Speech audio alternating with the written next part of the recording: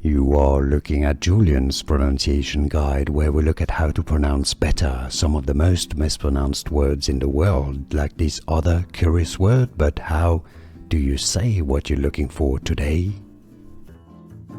We are looking at how to pronounce the name of this Japanese writer, author. We'll be looking at how to say more names from Japanese and literature too many people mispronounce. Ryunosuke, Ryunosuke, Ryunosuke is how it's said. And now you know. More videos for you here to learn more. I'll see you there. Thanks for watching.